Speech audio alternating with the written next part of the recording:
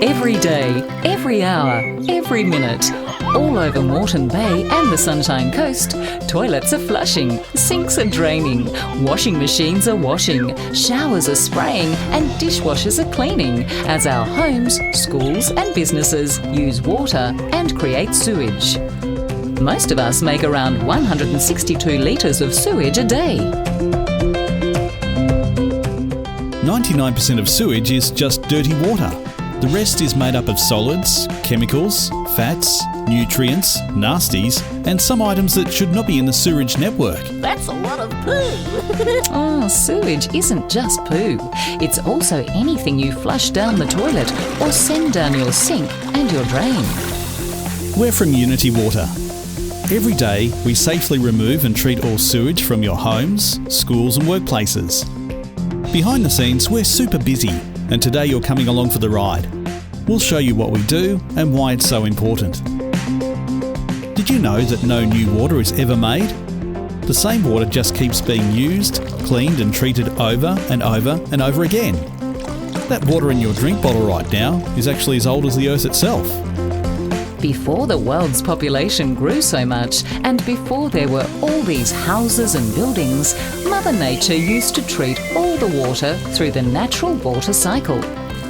Rain would fall, water the world, then evaporate into clouds before eventually returning as rain or snow or sleet. But now we use so much water and it becomes so polluted that nature simply can't keep up. We now have the urban water cycle to give Mother Nature a hand.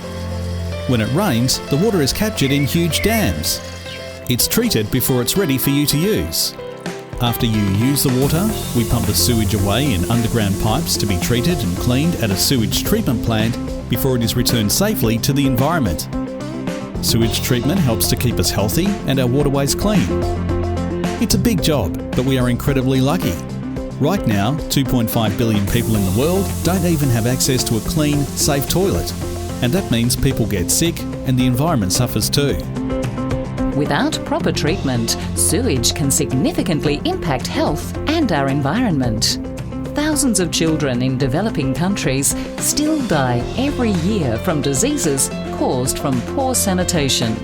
In fact, the flush toilet has been rated as the greatest medical invention in the last 150 years. Here at Unitywater, we treat around 150 million litres of sewage every day. That's the same as 60 Olympic-sized swimming pools. Imagine what would happen if we didn't treat it and clean it. Where would it end up? What would it do to our environment and our health?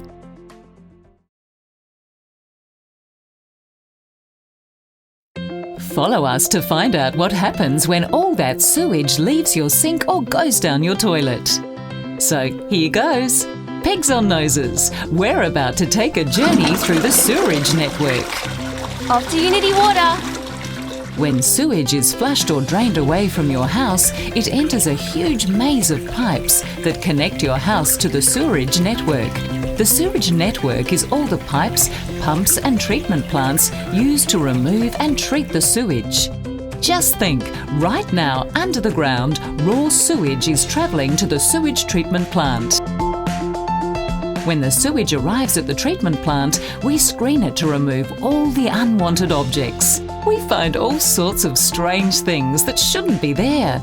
Toys, false teeth, jewellery and even underpants. We also find lots of other items that cause big problems for the treatment plant. Things like baby wipes and cleaning wipes, nappies and fats and oils. Once all the sewage is screened, some treatment plants have special tanks that hold all these screened sewage and control how much sewage enters the treatment plant at any one time. This helps to ensure the quality of the treatment is always consistent. When the sewage is released from the holding tanks, the treatment process starts. Sewage treatment is one great big science project. It's a complex process and we can't do it alone.